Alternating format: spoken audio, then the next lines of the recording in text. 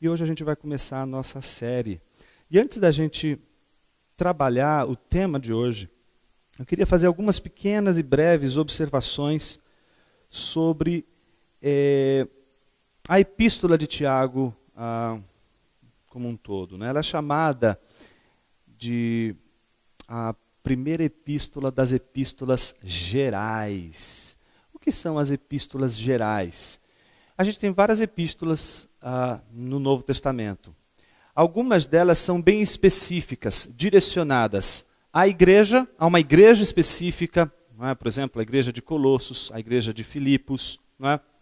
E até mesmo a pessoas específicas, como a carta de Paulo a Timóteo. Não é? Mas as epístolas gerais, elas não são epístolas, e o próprio nome já diz, direcionadas a pessoas ou comunidades específicas, mas à comunidade geral de cristãos. É um espectro maior, é uma espécie de circular de uma carta, de uma epístola, que vai correr por toda a igreja, em toda a sua esfera de atuação. Por isso ela é chamada de epístola geral, porque ela vai servir para várias igrejas, várias pessoas, ela não está concentrada em um público específico de um lugar específico. No versículo 1 do capítulo 1, versículos 1 e versículo 1, já diz e já determina esse grupo geral para quem Tiago escreve. Tiago, servo de Deus e do Senhor Jesus Cristo, às 12 tribos dispersas entre as nações. Saudações. Então, a carta é endereçada, obviamente, e pela expressão as 12 tribos dispersas, ela é entregue à comunidade de judeus que se converteram, portanto, ao cristianismo e que estão espalhados para além do território da Palestina. Eles estão em outros territórios além daquele que era do contexto concreto deles ali. E por que ele direciona essa carta a essas 12 tribos, a esses judeus que se converteram ao cristianismo? É muito provável que a carta de Tiago tenha sido escrita entre 45 e 50 depois de Cristo. É por isso que é bem provável que ela seja o primeiro documento do Novo Testamento, o primeiro documento escrito. Quando você pega o Novo Testamento, de Mateus a Apocalipse, os textos não estão organizados cronologicamente, mas eles estão organizados por área, por finalidade. E o livro de Tiago, que não é o primeiro livro do Novo Testamento, não significa por isso que ele não seja o primeiro livro que a igreja teve em suas mãos como produto da sua experiência de conversão. E por que isso é importante saber logo de cara? Porque neste momento, no momento em que Tiago está escrevendo essa epístola, a igreja ainda não tem, ela não comporta ainda aquele momento de evangelização dos gentios, em que os gentios estão convertidos ao cristianismo, em que os cristãos não são apenas judeus que se converteram à fé em Cristo Jesus. Não é? Essa vai ser uma outra etapa da igreja, que é quando a evangelização ela vai sair da esfera extremamente voltada para o judaísmo e vai atingir outras nações, outras comunidades, outras etnias, vai atingir os gentios, aqueles que não são judeus. Portanto, é a fase inicial da carreira da igreja. É a fase inicial da igreja em que ela é basicamente constituída de judeus que se converteram ao cristianismo. Isso é fundamental e a gente vai ver ao longo de outros estudos e de outras mensagens que a gente vai oferecer aqui no livro de Tiago, quanto é importante a gente ter em mente para quem Tiago está se dirigindo o tempo todo. Uma outra informação importante que a gente não poderia perder de vista é o fato de que quando a gente lê Tiago, e quem aqui já leu Tiago pode confirmar isso, é perceber a dificuldade que a gente tem de encontrar uma ordenação lógica dos assuntos, dos temas, etc. Carlos Oswaldo, que foi um dos professores mais importantes e biblistas mais importantes aqui do nosso país, ele dizia que Tiago é um dos livros mais difíceis do Novo Testamento para determinar o seu esboço e o seu propósito. Por quê? Quando a gente lê Tiago, a gente vê vários assuntos sendo tratados, a gente vê vários temas sendo tratados, e ele vai e volta num tema, e depois pula para outro, e isso faz com que a leitura não tenha aquela linearidade que a gente está acostumado a ver, com começo, meio e fim, tudo não é muito bem encadeado. Isso não significa que o texto não seja bem escrito, não significa que o texto não seja bem elaborado do ponto de vista até do grego. Há quem diga e questione inclusive a autoria de Tiago, e aqui é importante que se pense que Tiago é o autor da epístola de Tiago. A gente tem vários Tiagos na Bíblia, mas a maioria dos estudiosos afere a Tiago, o meio-irmão de Jesus, a autoria dessa epístola. E é exatamente por isso que se pergunta como pode o irmão de Jesus, que vivia nas condições que tantos outros contemporâneos de Jesus viviam, teria a capacidade de escrever um livro com um grego tão razoável, com um grego tão bem feito, bem elaborado, levando em consideração todas as outras epístolas. Então, é uma coisa muito interessante perceber que o fato de você ter vários assuntos sendo tratados não significa que não tenha uma lógica, não significa que não tenha um raciocínio. Tem. O problema é que a gente precisa trabalhar com muito mais cuidado para poder perceber esse raciocínio que Tiago está apresentando em toda a sua epístola. É isso que eu proponho fazer com você nesses nossos próximos encontros. E eu gostaria de desafiá-lo, como eu desafio muitos dos meus alunos no seminário, a durante essa semana, até daqui 15 dias a gente vai se encontrar de novo, você lê 50 vezes Tiago. Oh, que maravilha! 50 vezes Tiago. Vocês estão tendo 15 dias, meus alunos têm uma semana. E se eles não lerem uma semana, eles provavelmente terão muitos problemas comigo durante o semestre. Mas enfim, por que eu faço isso? São 2 páginas, gente. São 4 capítulos, 5 capítulos, 2 páginas. Rapidinho, mel com açúcar. Você lê de manhã quando acorda, lê mais outro quando dorme, você consegue ler em uma semana, Tiago. Então, a ideia é de fazer com que o texto todo, não só um pedacinho do texto, a epístola, a carta inteira, que era lida de forma integral e inteira para a igreja, possa ser lida, assimilada por você, de uma maneira que você possa compreender o todo, para que quando a gente for falando vários assuntos, a gente possa fazer as várias relações que existem entre o texto, que são extremamente profundas. Está preparado para essa enorme viagem para o livro de Tiago? Eu espero que você esteja bem animado, porque eu estou bastante animado. Primeiro porque o tema de abertura é um tema extremamente relevante para mim e para você. Qual é o tema que vai abrir a nossa série de palestras ou de pregações, de exposições sobre o livro de Tiago? O seguinte tema: a integridade mantida na hora da provação. Eu quero falar, portanto, nessa manhã, sobre a integridade e o desafio de mantê-la quando nós estamos passando por tribulações e por provações. Vamos ver o que Tiago tem a dizer sobre isso? Eu queria convidar você a ler comigo Tiago, capítulo 1, do versículo 2 ao versículo 18. Diz assim: meus irmãos, considerem por motivo de grande alegria o fato de passarem por diversas provações, pois vocês sabem que a prova da sua fé produz perseverança. E a perseverança deve ter ação completa, a fim de que vocês sejam maduros e íntegros, sem lhes faltar coisa alguma. Se algum de vocês tem falta de sabedoria, peça a Deus, que a todos dá livremente, de boa vontade, e lhe será concedida. Peça-a, porém, com fé, sem duvidar, pois aquele que duvida é semelhante à onda do mar, levada e agitada pelo vento. Não pense tal pessoa que receberá coisa alguma do Senhor, pois tem mente dividida e é instável em tudo o que faz.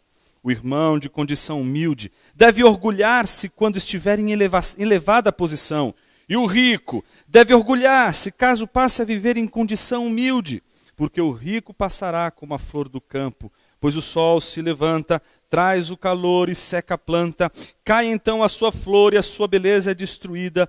Da mesma forma o rico murchará em meio aos seus afazeres. Feliz é o homem que persevera na provação, porque depois de aprovado receberá a coroa da vida que Deus prometeu aos que o amam. Quando alguém for tentado, jamais deverá dizer, estou sendo tentado por Deus, pois Deus não pode ser tentado pelo mal, e a ninguém tenta. Cada um, porém, é tentado pelo próprio mau desejo, sendo por este arrastado e seduzido. Então esse desejo, tendo concebido, dá à luz o pecado, e o pecado, após ter se consumado, gera a morte. Meus amados irmãos, não se deixe enganar. Toda boa dádiva e todo o dom perfeito vem do alto, descendo do Pai das luzes, que não muda como sombras inconstantes. Por sua decisão, ele nos gerou pela palavra da verdade, a fim de sermos como que os primeiros frutos de tudo que ele criou. Senhor Jesus, nos dê sabedoria, para que a gente possa meditar na tua palavra e dela retirar tudo aquilo que a gente precisa para viver. Que os meus irmãos que vieram hoje aqui possam sair desafiados pela tua palavra e ao mesmo tempo edificados. Que o Senhor faça isso em nosso meio. Que o teu Santo Espírito esteja presente hoje aqui, nos iluminando a mente, aquecendo o nosso coração e nos fazendo mais próximos de ti e daquilo que o Senhor quer realizar em nossas vidas. Assim nós oramos em teu nome. Amém.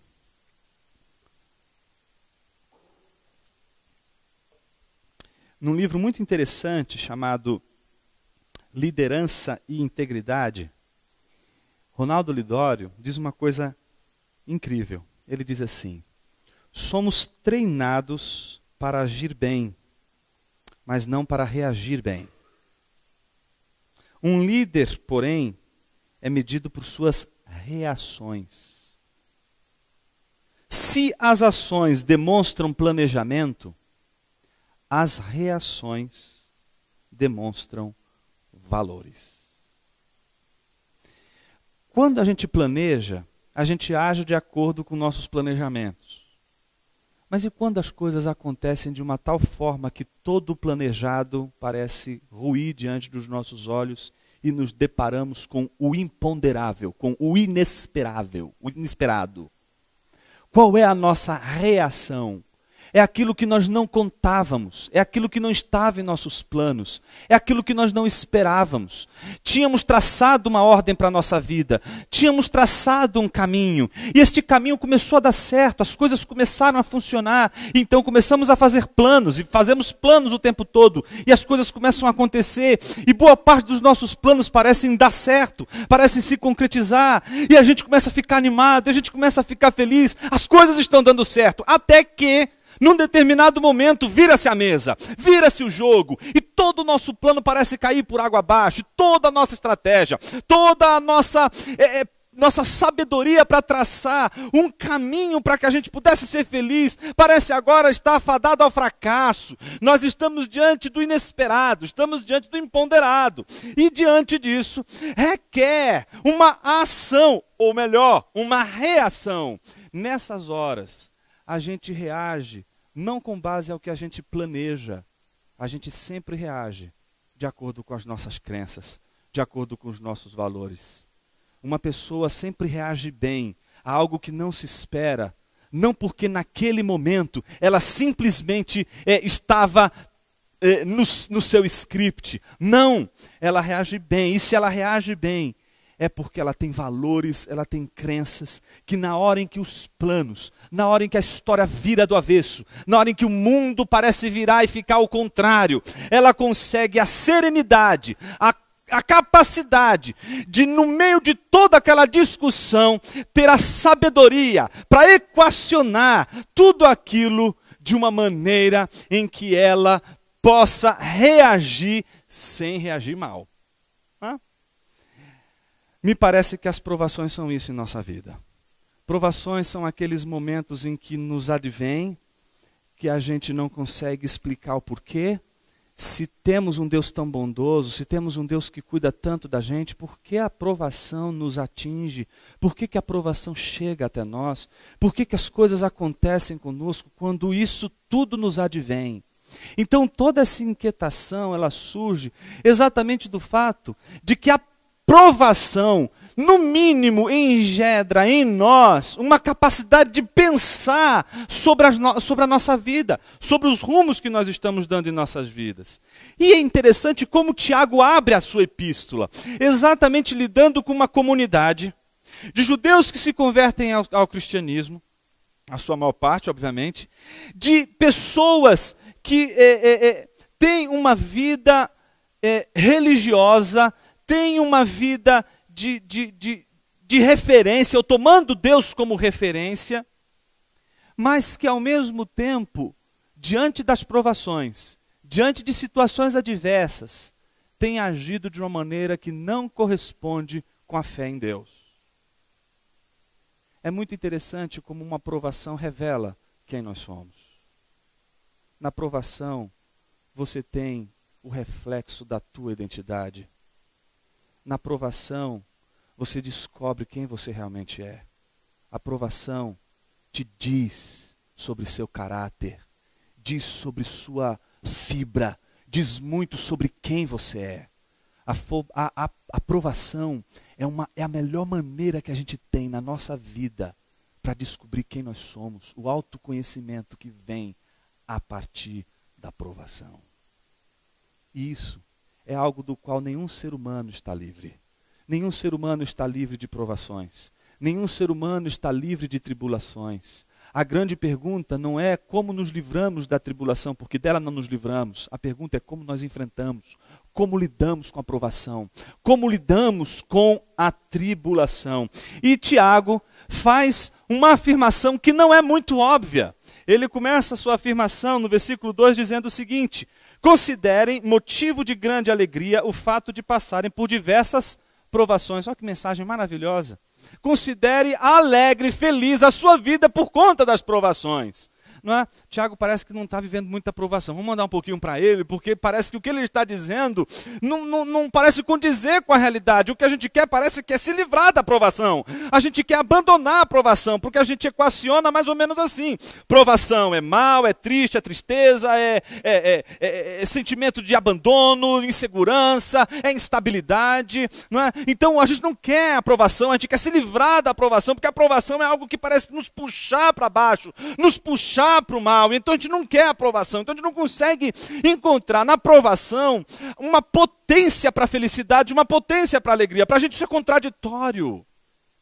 Mas Tiago tem em mente aqui o sermão de Jesus Cristo. O sermão em que Jesus mostra contrassensos o tempo todo. O contrassenso da felicidade daquele que tem uma tristeza profunda. Aquele que passa por uma tristeza profunda. E que ao mesmo tempo que vive uma tristeza profunda, não é por isso impedido de vivenciar a felicidade. É interessante como a felicidade que está sendo tratada aqui por Jesus, ela acompanha não a ausência da aprovação, mas a presença da aprovação. É como se Tiago estivesse dizendo para os seus leitores: quem foi que disse que não é possível ser feliz no meio de uma tribulação?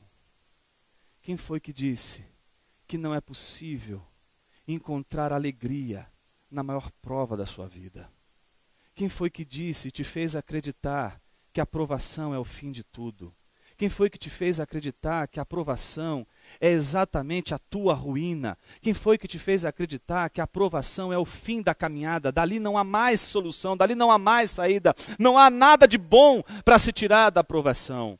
Então a primeira coisa que Tiago diz é: considerem motivo de grande alegria o passar por provações. A grande pergunta é: por qual motivo a gente deveria sentir essa alegria? Por qual motivo a provação provocaria em nós a alegria?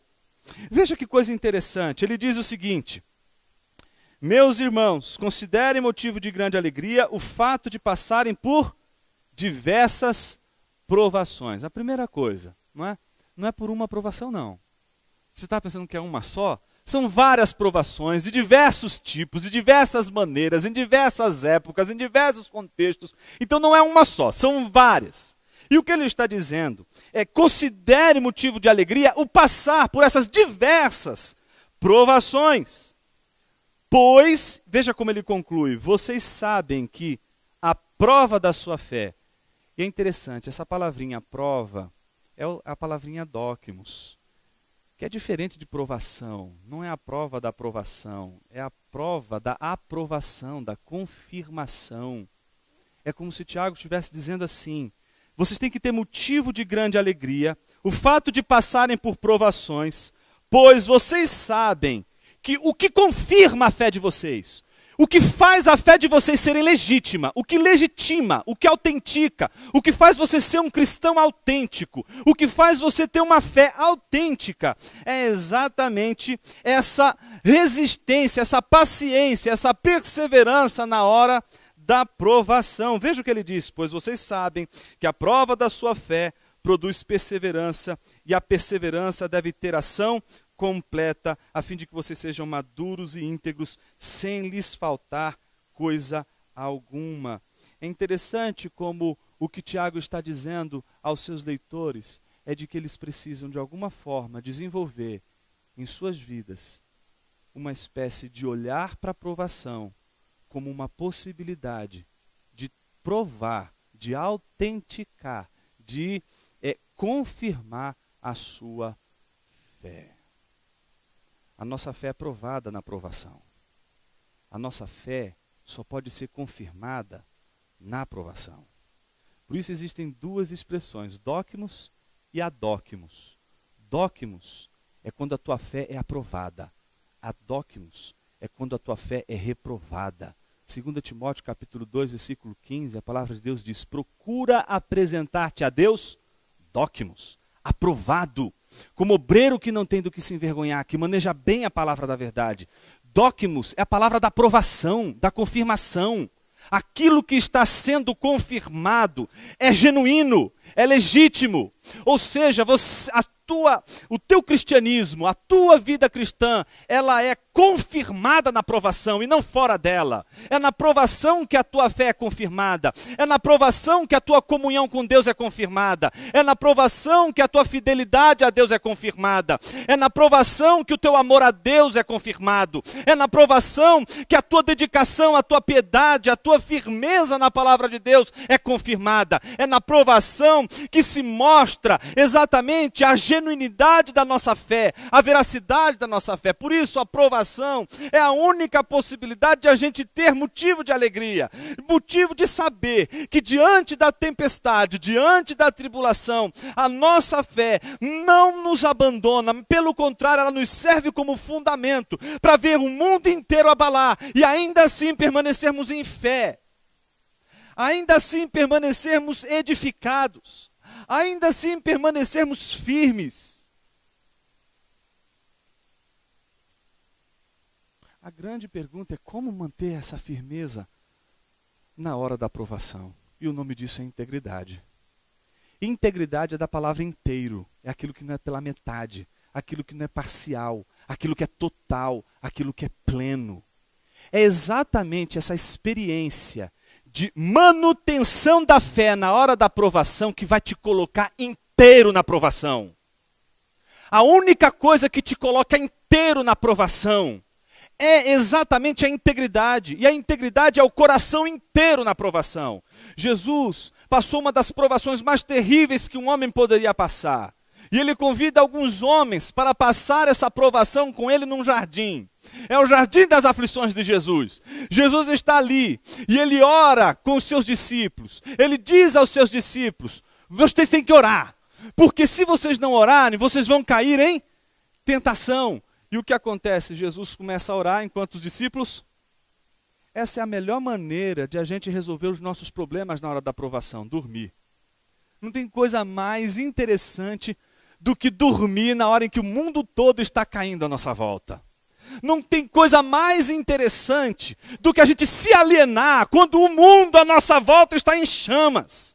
Não tem nada mais confortável do que a gente deitar no berço esplêndido na hora em que o nosso berço está pegando fogo. Não tem nada mais confortável para a gente do que exatamente essa experiência de, na hora da dificuldade, na hora da situação mais difícil, a gente procurar escapes para a gente se alienar. E isso pode ser tanto atribuições que a gente pode fazer na nossa vida, as mais diversas possíveis. são os nossos escapes mais diversos possíveis. Todos eles para fugir da presentificação na hora da provação. E é a oração, meu irmão, que vai deixar você lúcido. É a oração que vai fazer você olhar para a provação e dizer para ela, na cara da provação: eu sei o Deus em quem tenho crido. É na hora da provação que a oração nos presentifica, nos faz acordados, nos deixa acordados. Então é a oração com seus olhos fechados que deixam os seus olhos abertos para enxergar a realidade de quem é você e de quem é o seu Deus. É a oração com os olhos fechados que abre os teus olhos para Deus, que abre os teus olhos para a realidade, que faz você enxergar o que está acontecendo sem negar, sem negação, sem negar o que está acontecendo. Existem muitos irmãos que desenvolvem na igreja uma espécie de negação que é absurda. Tem irmãos que não gostam de dizer que estão passando por dificuldade, que não gostam de dizer que estão passando por necessidade, que não gostam de assumir que estão passando por provação, porque elas vão dizer: isso é um mau testemunho, isso é um falso testemunho. Tem pessoas que têm vergonha, têm dificuldade de expressar a provação que está passando. Meu irmão, minha irmã, quando se passa por uma provação, a última coisa que tem que se preocupar é com a reputação. O que você tem que se preocupar é com o caráter. Porque a reputação pode manchar, mas é o caráter que te põe de pé. É o caráter que faz você ser uma pessoa de fibra. É o caráter que faz você, na hora da dor, dizer: realmente eu estou passando por um dia muito mal. Mas não se abalar de todo com o mal. Por que eu estou dizendo tudo isso? Porque tem alguns irmãos que gostam de esconder as coisas, não gostam de falar. Porque crente tem que ser super poderoso, tem que ser super forte, tem que estar tudo muito bem. Minha vida é maravilhosa, nunca acontece nada de ruim, eu sou sempre uma pessoa muito solícita, faço tudo o que Deus quer, então minha vida é um mar de rosas, é tudo muito bom. Enquanto está acontecendo algo ruim, esconde, tem vergonha. Não, eu quero convidar você a dar um beijo na tua aprovação hoje, a não fugir mais dela, a encarar a tua aprovação como o espelho de tua alma, a olhar para a tua aprovação e dizer o seguinte: eu vou enfrentar essa cruz hoje. E a melhor maneira de você enfrentar não é dormir, não é negando, não é escamoteando, não é colocando para debaixo do tapete. É você explicitar a tua aprovação e enfrentar, olhar no olho do furacão. Então, meus irmãos, quando alguém assim diz assim para mim, né: ah, Jonas, por que você está triste? Crente não pode ficar triste. Eu expulso esse demônio em nome de Jesus, irmãos. Está entendendo? Porque às vezes a gente acha que as pessoas não podem ficar tristes. Mas Jesus diz no Sermão da Montanha: felizes são os que choram uma tristeza profunda. Por isso eu repreendo toda a legião quando ela se apresenta diante de mim dizendo: quando eu estou triste, para que eu não fique triste. Fico triste sim, mas a minha tristeza dura um segundo. Minha tristeza é momentânea. Minha tristeza não passa de um minuto, não passa de um instante. Eu me lembro de uma vez quando eu estava no curso de Direito. Era o primeiro ano do curso de Direito. E é uma matéria chamada Teoria Geral do Estado. E tinha um professor que era brilhante. Eu gostava demais das aulas dele. Mas ele era ateu. E ele fez várias provocações sobre fé, sobre alegria no dia da aula. E ele disse o seguinte: não existe essa coisa de felicidade plena. Eu lembro que eu levantei a mão. Então, é assim, né, quando você é bem jovenzinho, você tem algumas atitudes mais ousadas, né? Então eu levantei a mão, não sei nem se tinha condições para fazer isso, mas professor, eu discordo.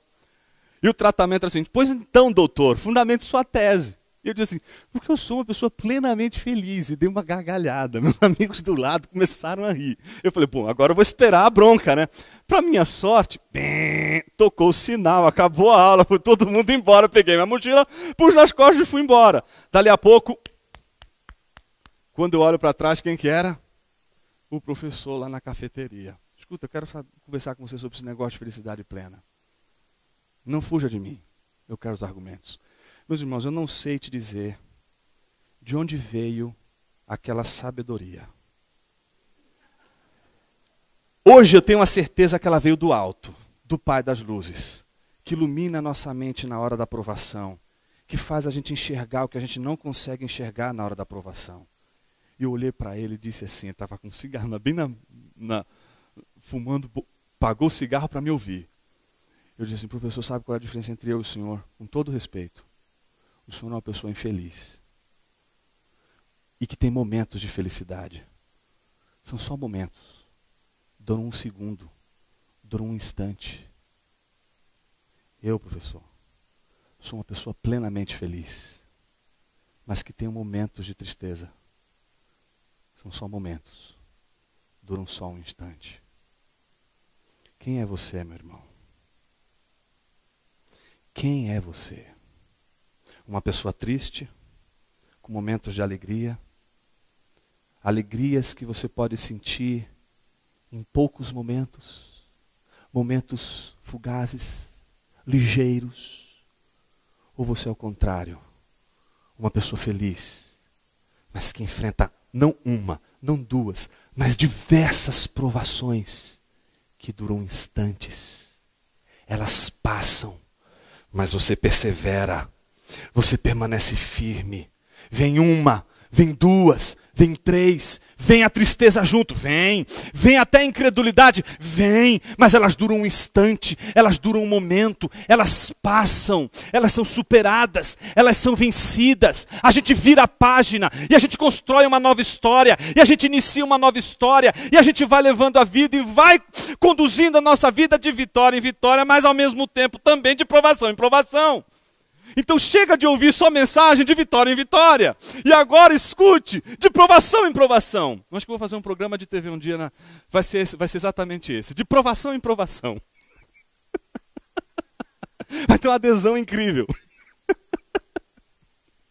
A provação, então, ela é essa possibilidade que a gente tem de olhar no olho do furacão e se enxergar. E se ver, saber como a gente reage. E a provação, ela é exatamente a confirmação dessa fé que se sustenta na hora da tribulação. Mas Jonas, e a questão da integridade que você falou? Veja o versículo 4. A perseverança deve ter ação completa. A fé tem que ser inteira. Ela não pode ser pela metade. Ela tem que ser integral. É teu coração inteiro nas mãos de Deus. É tua vida toda nas mãos de Deus. O que acontece é que na hora da tribulação, sabe o que a gente passa? O processo da divisão. Sabe qual é o processo da divisão? O processo da partilha. A partilha da tua alma, a partilha do teu coração, a partilha da tua vida. Você começa a fragmentar a tua vida entre outros senhores. E aí a gente começa a ficar indeciso. É a hora em que a provação começa a se agigantar. E a gente não consegue enxergar nela absolutamente nenhum espelho de quem nós somos. Não conseguimos reagir bem contra a provação. Não conseguimos confirmar a nossa fé. E quando a gente não confirma a nossa fé, que é um coração inteiro nas mãos de Deus, uma confiança inteira nas mãos de Deus, a gente divide. A gente começa a dividir o nosso coração. A gente começa a encontrar outros senhores. A gente começa a encontrar outras saídas. A gente começa a ter dúvidas para onde a gente vai. A gente começa a olhar para um lado. Acho que a saída é por aqui. Não, acho que é por ali. Agora a gente corre para o outro lado. E a gente vai correndo para um lado. A gente vai correndo para o outro. A gente tenta de todas as formas resolver o problema da aprovação. Estamos divididos. E reino dividido não subsiste. Chegou a hora de você encontrar a unidade da tua personalidade. Chegou a hora de você encontrar a unidade da tua fé. A tua fé tem que ser una. A tua fé tem que ser total. A tua fé tem que ser integral. Não pode ser parcial. Não pode ser pela metade. Não pode confiar em outras coisas. Ela tem que estar inteiramente nas mãos de Deus. Eu quero convidar você que está no meio de uma provação a colocar todo o seu coração em Deus. A depositar toda a sua fé em Deus. E só assim você vai ter a sua fé confirmada. E essa fé confirmada vai gerar integridade. E a integridade vai dar para você todo esse caráter aprovado, que faz você se sustentar e ser firme na hora da tribulação. Veja como isso fica claro nos versículos seguintes. Versículo 5. Se algum de vocês tem falta de... Pronto, já está dividido. Está faltando alguma coisa. Não está inteiro. Tiago está mostrando que não está inteiro. Alguma coisa está faltando. E o que está faltando nessa integridade? Sabedoria. Se então está faltando sabedoria, não é? O que ele diz? peça a Deus. Há quem diga que Tiago, ele é o livro de sabedoria do Novo Testamento. No Antigo Testamento a gente tem livros sapienciais, livros dedicados à sabedoria, como Jó, Provérbios, Eclesiastes, livros que chamam a atenção para a gente refletir sobre esse princípio que é a sabedoria. E parece que é isso que abre logo de cara o livro de Tiago, não é? Um convite à sabedoria. E veja como ele diz, se você tem falta de sabedoria, o que ele diz para você fazer? Faça um curso de teologia no Seminário Batista dos Estados Unidos. Não é aqui, né? E isso vai resolver os seus problemas com relação à sabedoria que tem que ser mantida na hora da aprovação. Não, você precisa fazer um curso, não, você precisa fazer uma campanha, 7 encontros, para você fechar o seu corpo para aprovação. Nós vamos lambuzar você de óleo, você vai sair daqui ungido e não vai acontecer mais nada de errado contra você. É isso que ele está dizendo? Não. Ele não está também falando o que você tem que buscar na tua experiência de vida. Ele não está dizendo, olhe para o teu passado, veja como as coisas sempre aconteceram e se baseie na tua experiência. Não. Ele está falando de uma sabedoria que tem uma origem. Não é em você, não é na ciência, não são nos livros, não estão nos nossos livros, não está em nossa capacidade. A sabedoria vem de Deus, ela é graça. É aquela palavra que Deus te dá numa hora em que você não se vê absolutamente em capacidade nenhuma de entender o que está acontecendo. E ela chega até você e faz você entender o porquê você está passando pelo que você está passando. Se não traz entendimento do porquê, pelo menos te dá sabedoria de lidar com a aprovação. Veja como o Tiago constrói o texto. Se algum de vocês tem falta de sabedoria, peça a Deus, que a todos dá livremente, de boa vontade, e lhe será concedida.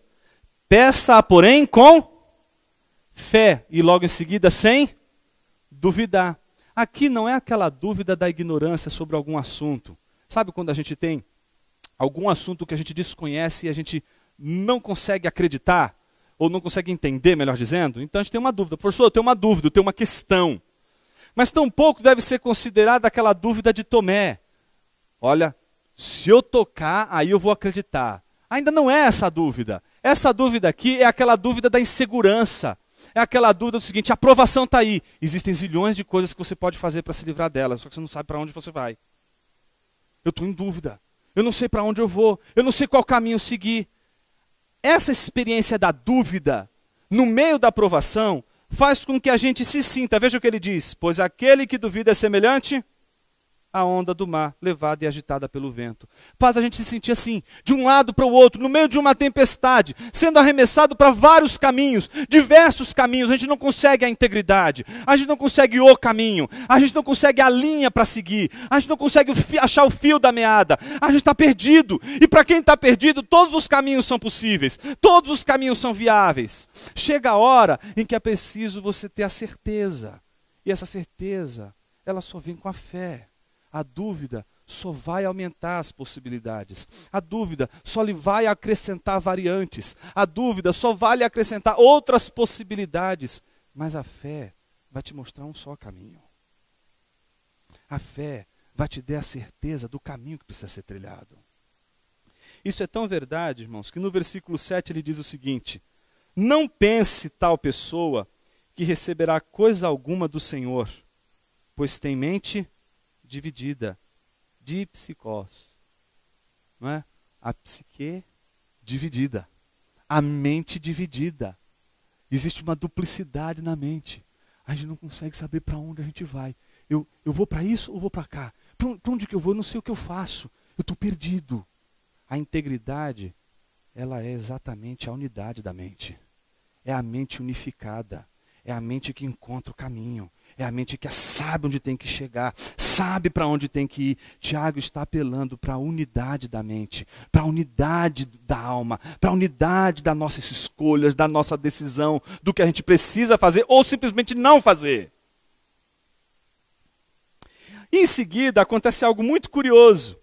Tiago apresenta um exemplo do que seria essa integridade. Veja só, o irmão de condição humilde deve orgulhar-se quando estiver em elevada posição, e o rico deve orgulhar-se caso passe a viver em condição humilde. Veja que exemplo interessantíssimo ele está dando. Não é? O exemplo de integridade mantida na hora da provação. Veja, em contraste com um cristão que é pobre, mas que se gloria quando ele eleva a sua condição, ao contrário, está a figura do cristão que é rico, mas que ainda assim encontra motivo para se gloriar, mesmo diante da provação, ou seja, quando ele perde a fortuna. O que acontece na maior parte dos casos? Pessoas perdem a fortuna, perdem a paz, perdem o sossego, perdem também a integridade. Elas se martirizam, elas lutam consigo mesmas, elas tentam encontrar uma saída para a pobreza, elas não conseguem enxergar a provação como um meio que Deus está usando para ensiná-las algo importante para a vida. Não consegue colher da provação absolutamente nada que lhe possa dar um crescimento para a vida, fazê-lo mais ou fazê-la mais sensível à sua família, ao que de fato vale a pena na vida, o que vale de fato a pena a gente cultivar enquanto tivermos fôlego no nosso peito. Veja, como é difícil a gente manter a unidade de pensamento no momento em que estávamos numa condição X e a gente perde a condição X e aí a gente tem que viver na condição menos X. A condição menos X vai ser uma condição de menos conforto, vai ser uma condição de menos regalias. E quem está acostumado a viver num padrão X, quando tem que viver num padrão menos X, sofre o que aquele que vivia no padrão menos X não sofre. Ele está diante de um contexto que ele não entende como lidar com tudo aquilo, como aceitar aquilo ali. E nessas horas, é muito fácil a gente negar a aprovação e simplesmente fazer de conta que continua sendo rico. E fazer de conta que a gente continua sendo quem a gente era quando a gente era X. Mas agora é menos X, meu. Não dá mais para continuar assim. Não dá mais para pensar com essa cabeça. Não dá mais para continuar pensando dessa maneira. Só que o que Tiago está dizendo? Que da mesma forma que aquele que era de uma condição inferior conseguiu elevação na sua condição e ele tem motivos para se alegrar, por isso, que aquele que de repente está passando por uma provação e de repente, em vez de elevar, decaiu de condição, que ele não seja vencido pela tristeza, que ele não seja vencido pela perda, que ele não seja vencido pela perda da fortuna, que ele não seja derrotado pela perda do que ele considerava sendo uma riqueza e algo tão precioso para ele. Não é suficiente a perda de toda a fortuna para roubar a sua fé. Isso não é suficiente. Daí, Tiago conclui de uma maneira interessantíssima o argumento com as palavras de Jesus no Sermão da Montanha. As palavras do Sermão da Montanha começam com Macários, felizes, bem-aventurados são. Veja como Tiago diz, bem-aventurado, feliz, versículo 12, é o homem que persevera na provação. Ele está vendo o rico, que agora caiu, que agora perdeu sua fortuna, mas que não consegue olhar para a provação como um meio de tratar o seu caráter, como um meio de tratar a sua personalidade, de fazê-lo agora uma pessoa de caráter, de fibra, a pessoa que não era antes, que quer transformar, que quer mudar, que quer transformar de dentro para fora, que quer ser uma transformação genuína. Ele agora precisa se alegrar, mas ele não está conseguindo. Ele só está enxergando a perda, ele só está enxergando a provação, ele só está enxergando as lutas, cada leão que ele tem que matar por dia, ele só enxerga a dor, ele só enxerga a tristeza, ele não tem momentos de alegria profunda e momentos de tristeza, é o contrário, ele é uma vida infeliz, uma vida triste, e que precisa de alguns momentos de alegria, para que ele possa continuar essa vida triste, miserável que ele está vivendo agora, e que ele não quer viver. Então Tiago diz, feliz é o homem que nessas circunstâncias não se torna assim. Não se deixa levar pela provação e sucumbir-se diante dela.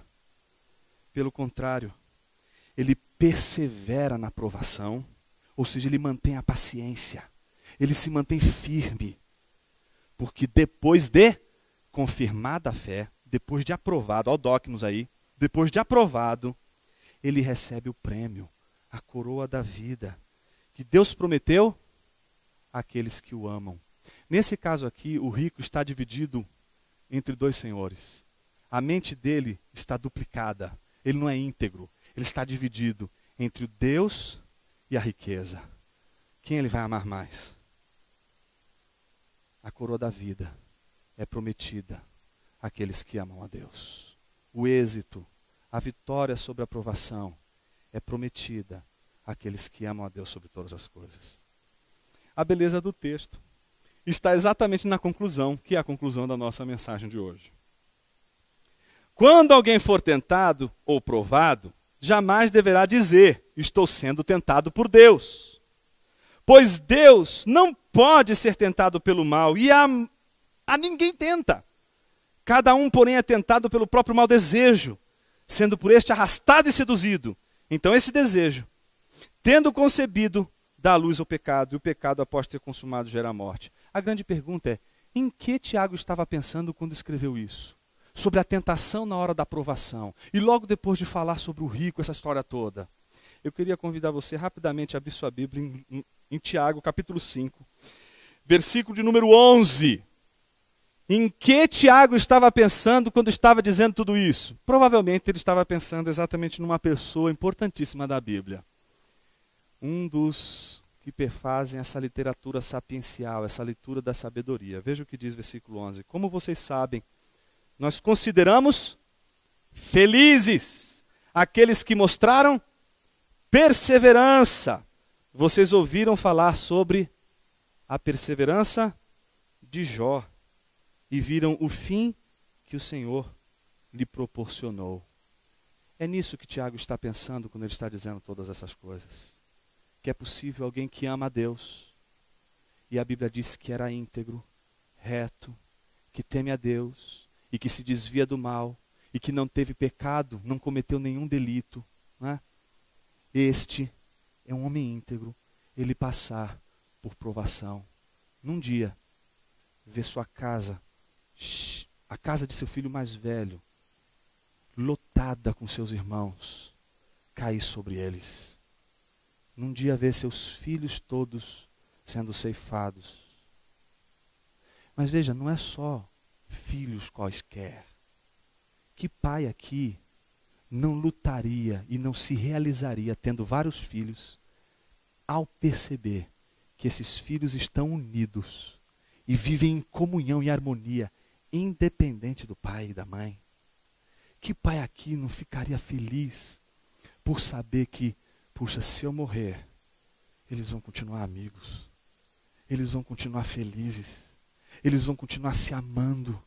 Esse amor entre eles não depende de eu ficar convocando todo Natal, todo Ano Novo, todo mundo para participar aqui da festa comigo. Não, eles vão continuar unidos independente de mim. Que pai não ficaria feliz com isso? Jó era um pai assim, tinha filhos assim, e num dia o teto caiu sobre os seus filhos. Perdeu toda a sua fortuna. E não foi suficiente. Perdeu também sua saúde. Mas o que Jó não perdeu? Sua integridade.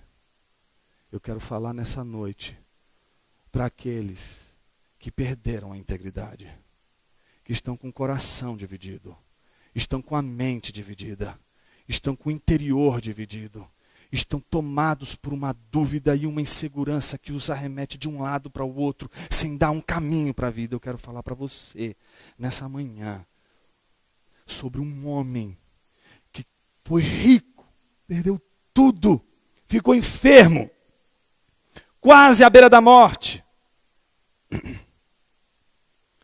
e que permaneceu firme e íntegro diante do Senhor.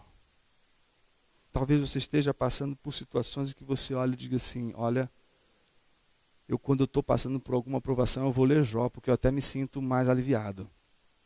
Porque quando a gente vê tudo que o Jó passou, a gente se pergunta como é que pôde ele suportar tudo o que ele suportou.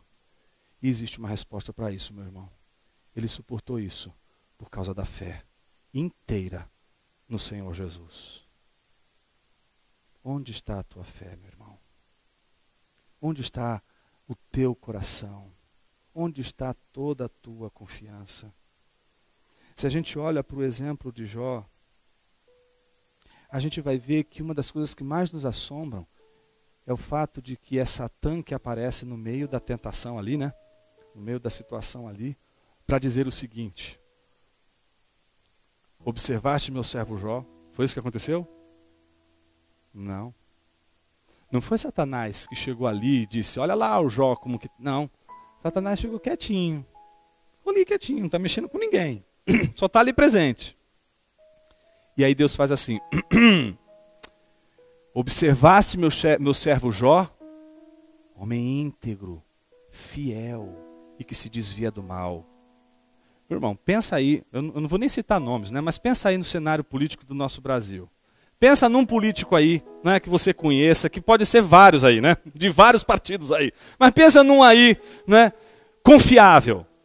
Não, pensa no mais não confiável, né? E que diga assim, entre por aquela porta e diga assim: este homem, apontando para mim, é um homem íntegro. Meus irmãos, do jeito que começa a dizer que eu sou íntegro, eu ficaria com dúvida da minha personalidade, eu ficaria com dúvida da minha autenticidade. Mas se entra por aquela porta, nada mais, nada menos do que Deus, e diz assim: Jonas é um homem íntegro, quem conseguiria aqui duvidar? Senhor, eu duvido da sua palavra.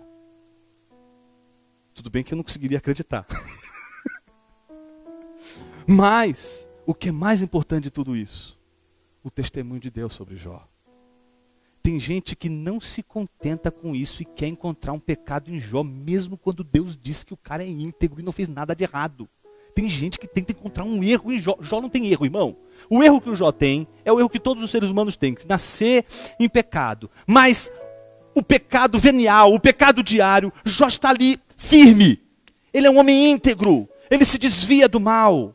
Ele é um homem justo, ele é um homem reto. Mas isso não foi suficiente. Não foi suficiente para impedir Jó de passar pela provação. Mas a maior provação de Jó não é Deus. A maior provação de Jó é Jó mesmo. Jó entra em colapso. Qual é o colapso de Jó? A sua própria teologia. Ele acredita que as coisas funcionam assim. Se eu estou fazendo as coisas direitinho, Deus vai me abençoar. Se eu for, não é, sujo na minha maneira de conduzir a vida e não tiver um caráter íntegro, Deus vai me amaldiçoar. Só que agora o que aconteceu? Ele é reto, ele tem a consciência da sua retidão, mas o mal sobreveio sobre ele. Jó está com uma crise teológica brutal. Por que, Senhor, eu sendo íntegro estou passando pelo que eu estou passando? Aí aparece lá os demônios, quer dizer os amigos de Jó, para dizer para Jó o seguinte: Jó, por que você está amaldiçoando contra Deus? Alguma coisa você fez. Você deve ter feito alguma coisa de errado. Você cometeu algum pecado. Porque eles estão seguindo a lógica. Se você está sendo íntegro, você vai ser abençoado. Se você fizer o mal, você vai ser amaldiçoado. Estão vendo Jó do jeito que está? Jó, das duas uma. Eu não vou duvidar de Deus, eu vou duvidar do seu caráter. Você é um mau caráter, portanto você está colhendo o que você plantou. Então se você tem algum amigo assim, quer dizer um demônio, um amigo, seja lá o que for. Se você tem alguém assim, tapa os seus ouvidos para ele. Porque ele não sabe o que você está passando. Não sabe quem é você. Jó está perturbado, porque ele não consegue concordar com os seus amigos. Porque ele tem o testemunho da consciência de que ele é um homem íntegro. Então a luta de Jó não é mais contra os seus amigos, agora é contra Deus. E ele diz: Deus, se eu pudesse achar o teu tribunal, eu encheria a minha boca de argumentos, exporia diante de ti a minha causa. Jó está se sentindo injustiçado por Deus. E ele vai provocar Deus até o último minuto, que é quando Deus aparece no final, no meio de uma tempestade, e diz assim: quem é esse? Está discutindo com Deus. A gente vai ter uma conversa séria de Deus para homem aqui hoje. Cinge o teu lombo. E aí Deus começa a pagar de filósofo. Começa a fazer um monte de pergunta. O cara leproso, perdeu tudo, família, bens, perdeu tudo. E Deus começa a fazer um monte de pergunta para Jó. Você estava aqui quando eu fiz o crocodilo? Imagina, você lá internado na UTI, Deus aparece para você dizendo assim: você está aqui quando eu fiz o crocodilo?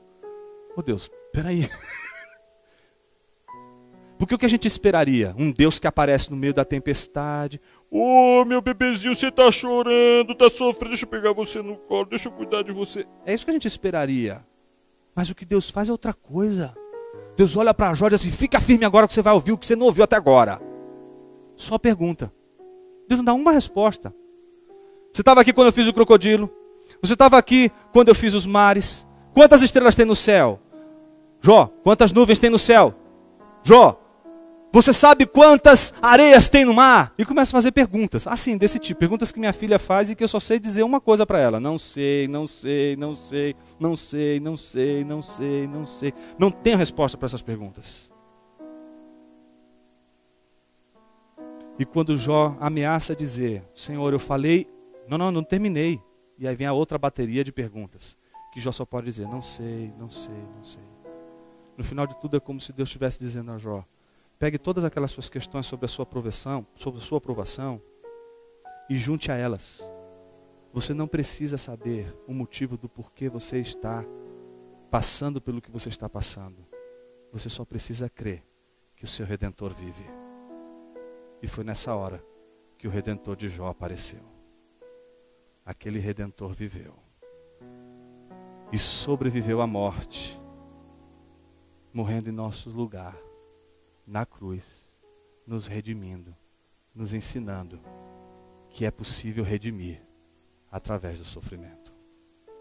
Não dá para você olhar para Jesus na cruz e não dizer que ele abraçou a provação e deu um beijo naquela cruz dizendo, é sofrível, é doído, é humilhante, mas eu abraço essa cruz. É preciso abraçar a sua cruz, irmão. É preciso você abraçar a sua provação. E talvez fazendo as pazes com ela, você agora seja o vencedor sobre ela.